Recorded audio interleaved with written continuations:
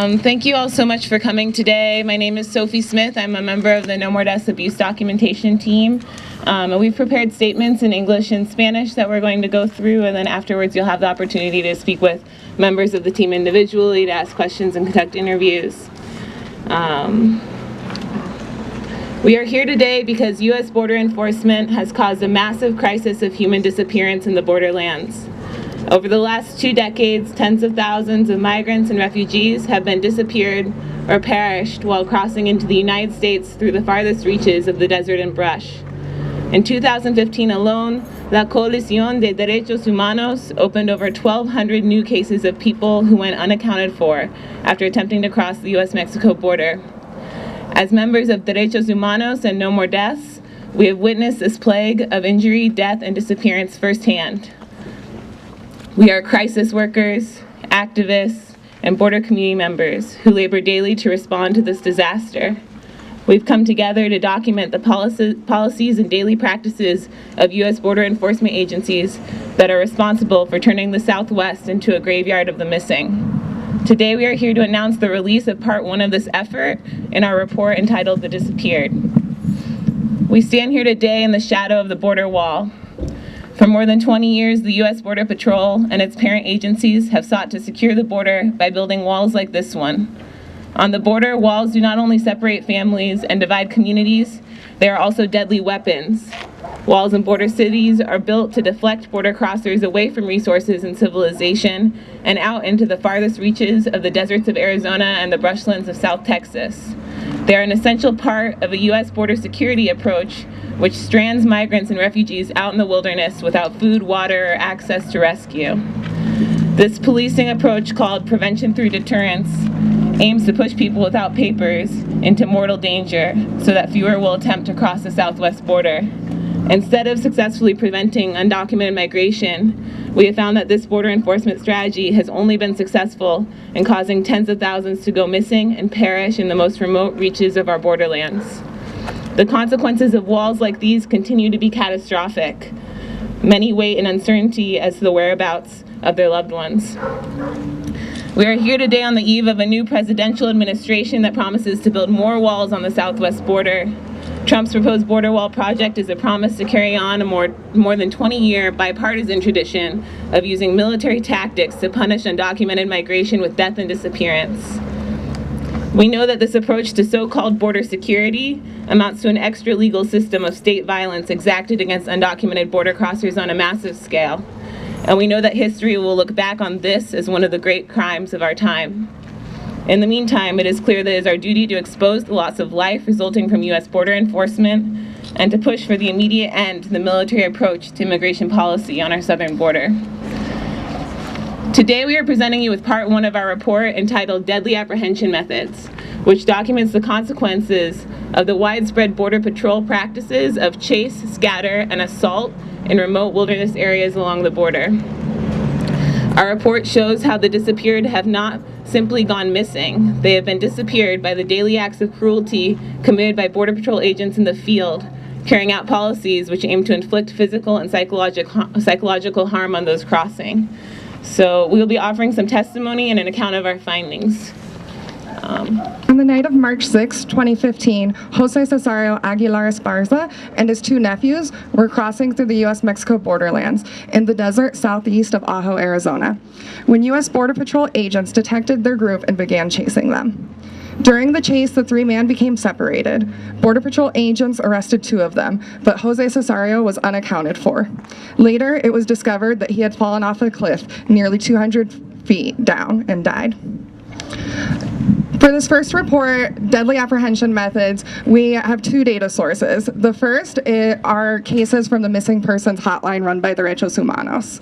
The second data source comes from 58 surveys completed with those who have crossed the U.S.-Mexico border in the last 5 years. These 2 data sources represent 2 different populations, those who survived a crossing and those who went missing or disappeared. This report series is 3 parts, and it does have an introduction, and our introduction strives to provide context for the overarching policies that have created this crisis of disappeared people But the report series itself focuses on the granular and everyday aspects of prevention through deterrence, so the personal level, the personal interactions and choices that are necessary to create a policy dependent upon inflicting trauma. So I present you today with the findings for Part 1, Deadly Apprehension Methods, the Consequences of Chase and Scatter in the Wilderness. Our findings from this report illustrate that the routine chase of individuals in wilderness terrain by border enforcement agents causes injury and death, while the scatter of these individuals during chase results in disappearance. The high-speed pursuit of border crossers by Border Patrol can span multiple hours. Chases occur in rugged areas characterized by cacti, cliffs, canyons, and rocky ground. In these areas of the southwest border, average temperatures are extreme, reaching as high as 120 degrees in the summer and well below freezing in the winter. Nighttime chases render border crossers blind to the unforgiving terrain. Of the chases documented in our survey, 41% resulted in someone being injured, dehydration, and heat exhaustion. Running along winding and narrow trails through dense trees and brush and down steep inclines resulted in traumatic falls. We documented injuries of broken bones, lacerations, and abdominal trauma. Injuries and illnesses, even those that are minor, can be fatal when suffered in the wilderness, as they render someone unable to cross what can be the vast distance between themselves and civilization. Injuries and illnesses, even those that are severe, are not the most grave consequence of chase in the wilderness. As we heard with the story of Jose Cesario, missteps in rugged terrain cause fatalities. Deaths due to heat exhaustion are common in this climate. Additionally, we documented 8 cases in 2015 alone where individuals died or disappeared after being chased directly towards dangerous waterways such as the American Canal or the Rio Grande in Texas. The danger of the terrain is not the only threat to border crossers in these wilderness chases. As an agency, the U.S. Border Patrol has been under increasing scrutiny for its excessive use of force during apprehension.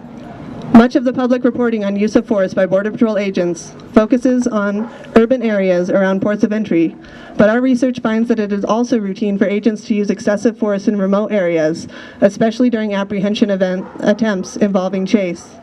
Of the chases we documented, border crossers were assaulted by pursuing agents during apprehension in 18%. People spoke of agents tackling them, beating them, using tasers against them as they ran away, and using dogs to drag them to the ground.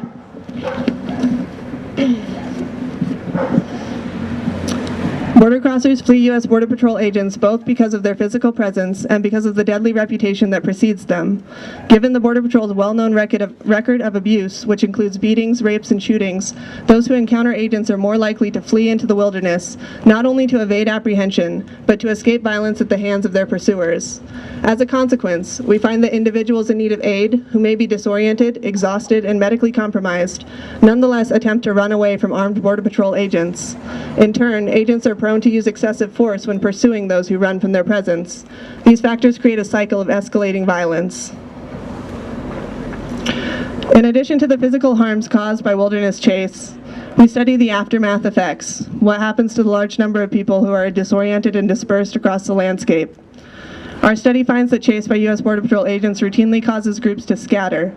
Border crossers are separated from traveling companions, guides, and personal belongings, often the supplies necessary for their survival.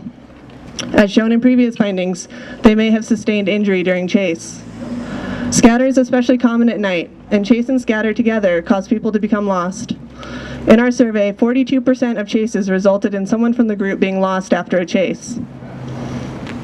The outcome of becoming lost in these wilderness areas may be the survival of a traumatic ordeal, or it may be death due to prolonged exposure to the elements. Of the cases received by the Missing Migrant Crisis Line in 2015, 84 explicitly named an incident of chase and scatter in the wilderness as the event that caused the person to go missing.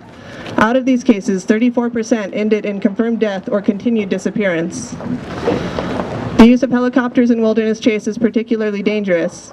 Agents use helicopters to dusk people on the ground, causing them to run in all directions with low visibility. In our survey, 37% of chases involved pursuit by helicopter. When a helicopter was present in a chase, it was significantly more likely that someone would end up lost afterwards.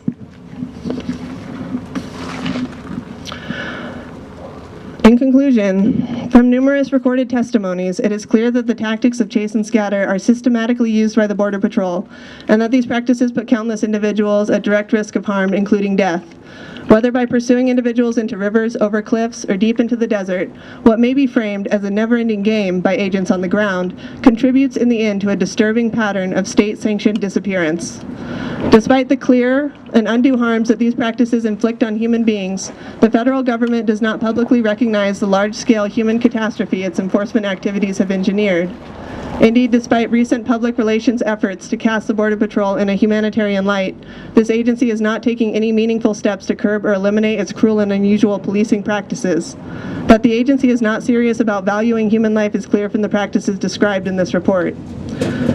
The Border Patrol's sanction, formal or informal, of chase and scatter in the rural borderlands is evidence of an enforcement agenda that treats the lives of migrating peoples as disposable. The aim of our research is a transformative one. We report our findings in order to challenge the Border Patrol to answer for these cruel enforcement practices that are largely hidden from public view, but that contribute to the shattering of thousands of lives, families, and communities. We have 5 recommendations coming out of part 1 of this report series. 1, end all practices of chase and scatter by U.S. Border Patrol personnel between ports of entry. 2, write and make available to the public an incident report each time a border crosser is pursued between ports of entry. 3, make all policies, policing standards, use of force guidelines, and safety guidelines relating to pursuit and apprehension in the backcountry publicly available, including air and marine operations support. Make the preservation of human life, human rights, and human dignity the cornerstone and guiding principle of all U.S. Border Patrol operations. And the most important, our key recommendation, is abolish the strategy of prevention through deterrence, which since its adoption in 1994 is responsible for pushing unauthorized border crossers into remote and deadly terrain. Because people are forced into deadly and remote terrain, chase and scatter tactics are inherently deadly. To finish, to the families who gave permission for their stories to be shared, your courage is felt in every page of this report. We offer you our deepest condolences, our admiration, and our desire to work in solidarity with you towards the moment when these tragic stories do not proliferate along the horizon of the coming day. To those whose memory has been conjured by this report, we feel you here with us. To those who face an uncertain future, who see the names of the missing and wonder if their own may someday join that list, we hope to build with you towards a different future.